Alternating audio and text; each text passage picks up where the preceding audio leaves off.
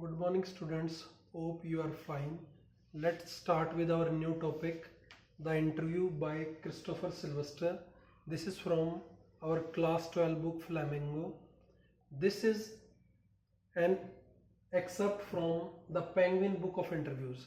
This chapter is an excerpt from the Penguin Book of Interviews. This has two parts. This has two parts. Part 1 deals with various interviews of various celebrities and their opinion about an interview. What are the uses and importances of the interview? And in second part, it shares an interview of Umberto Eco by Mukund Padmanabhan of newspaper The Hindu.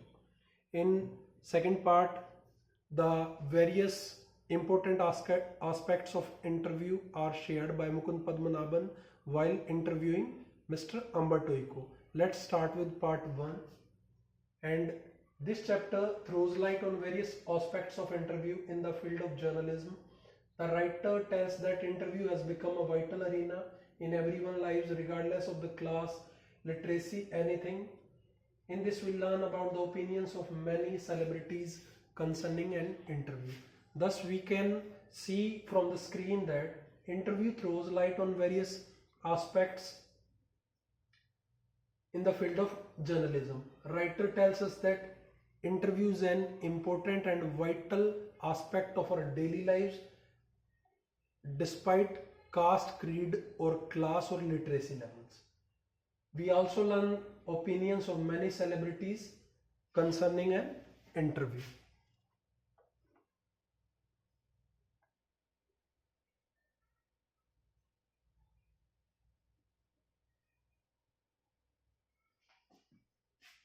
Thus it teaches about the functions, methods and merits of interview. Moreover, the author also incorporates an excerpt from an interview of Umberto Eco by Mukund Padmanabhan of The Hindu, as I have told you earlier.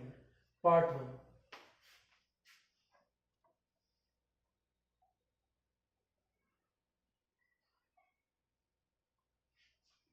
Part 1. Origin of interview dates back to 130 years before. This is a very old art which dates back to 130 years before. Various people carry different opinions about the concept of interview and its uses. Some people think of it very highly while others cannot bear giving an interview. We also learn that most of the celebrities have criticized the interview. Thus we can say that in part 1 it deals with its history, that is very old. Art of interview dates back to 130 years before.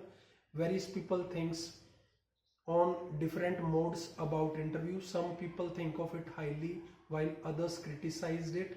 Various celebrities, most of the celebrities have criticized the interviews. Let us discuss with various inputs given by various celebrities on art of interview, what they feel like while being interviewed or while journalists follow them. Rudyard Kipling's wife writes in her diary about how the reporters in Boston ruined her day. Two reporters, while she was on a visit to Boston city, two reporters ruined her day. That day is pathetic.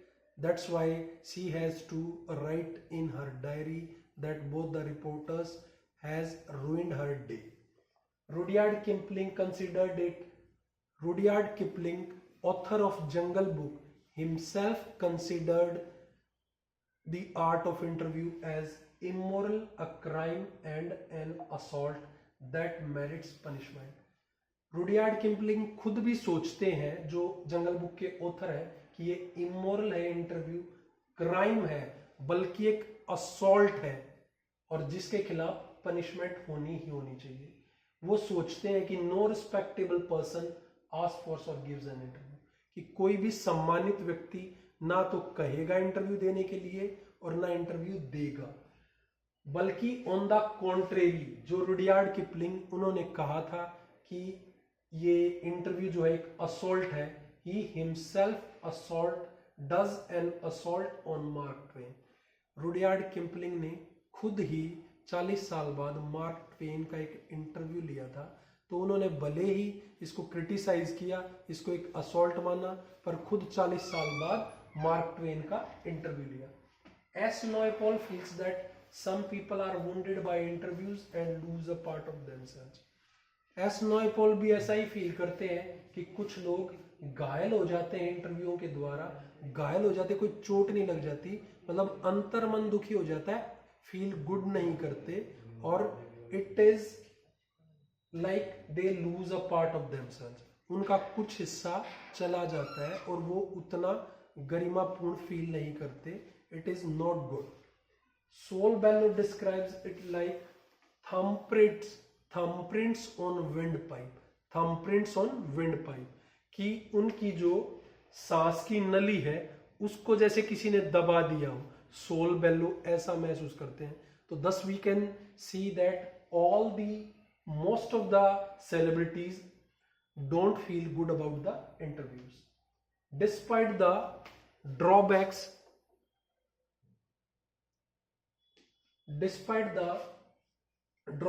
interviews are supremely serviceable medium of communication. I have given the examples as described in the book. Saul Bellow, S. Naipaul, Rudyard Kipling's wife, and various other who criticize the interview, and Saul Bellow feels that it is like thumbprints on his windpipe. They don't feel good about it. In part 2, an extract from an interview of Umberto Eco interviewed by Mukund Padmanabhan of The Hindu. Eco is a professor at University of Bologna, Italy.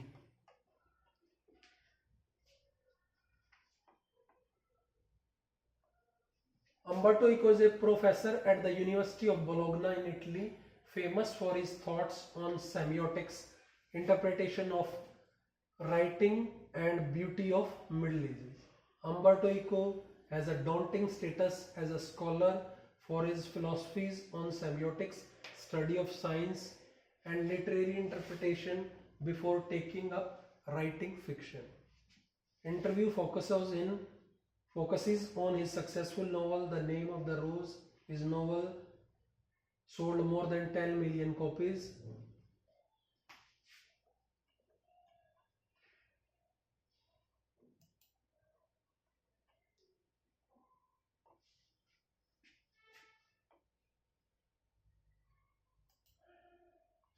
This is a serious novel and revolves around peace and non-violence. This novels enjoy a mass audience. This delves into metaphysics, theology, and medieval history. He feels that the novel would not have been so well received had it been written 10 years earlier or later. He classifies himself as an academic scholar. He attends conferences throughout the week and writes novels on Sunday. He always has a narrative aspect. He believes that our life has empty spaces like the ones in atoms, and he refers to them as interstices.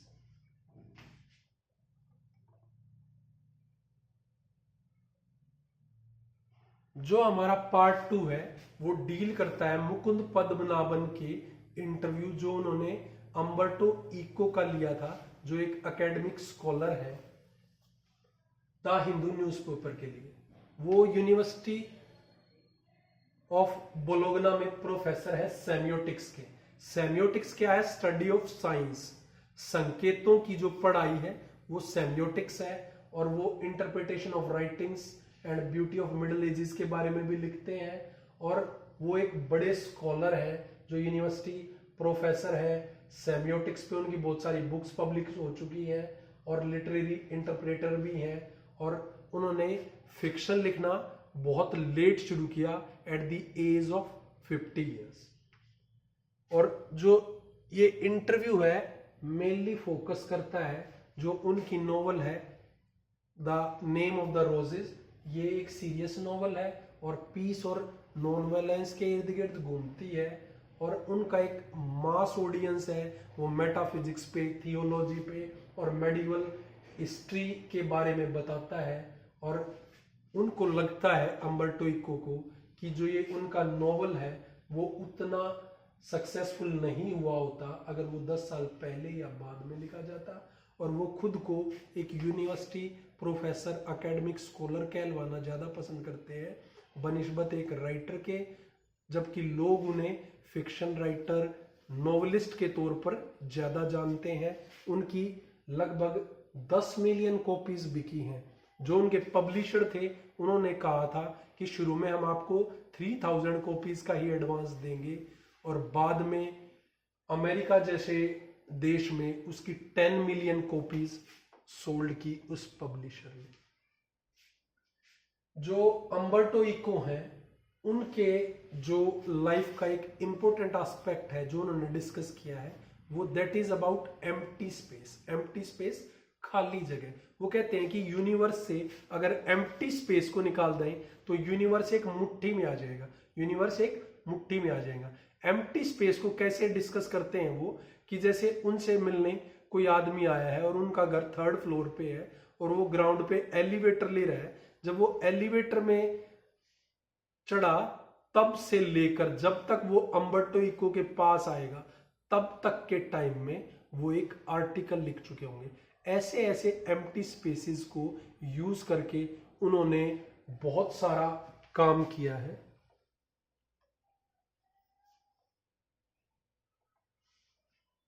उन्होंने literary fiction लिखा है, academic text लिखी हैं, essays लिखे हैं, children's books लिखी हैं and newspaper articles लिखे हैं।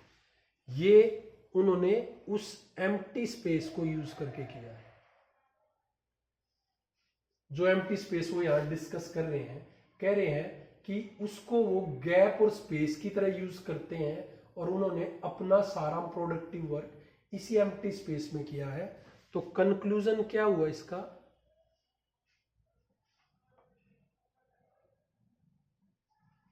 कि many people differ when it comes to interviews, nonetheless they are very interesting and informative as seen from Umberto Eco's interview. We get to know the various qualities of time management used by Umberto Eco. I am a professor who writes novels on Sundays. ये उन्होंने specifically क्यों कहा है कि Sundays को जो empty space है जो उसको उन्होंने सबसे ज्यादा यूज करके बहुत सारा literary fiction, academic text, essays और चिल्ड्रन बुक्स और न्यूज़पेपर आर्टिकल्स लिखे हैं। Thus we conclude this chapter.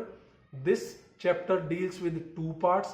First part deals with art of interview, which date back to 130 years before, and interviews opinions of various celebrities who criticized interview like Rudyard Kipling, Saul Bellow, S. Naipaul and various others who feels like that is interview is an intrusion in their life. And in second part, Mukul Padmanabhan takes interview of Umberto Eco where he himself designates himself as a university professor who writes on Sundays, thus telling the importance of empty spaces in his life.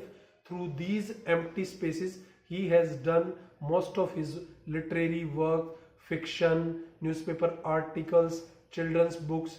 So thus he calls himself as a university professor who writes on Sundays. हम कह सकते हैं कि interview chapter 2 parts को deal करता है। पहले part में वेरियस सेलिब्रिटीज ने बताया कि कैसे इंटरव्यू उनकी लाइफ में इंट्रूजन है, बिना बात का दखल है और वो इसके बारे में अच्छा फील नहीं करते।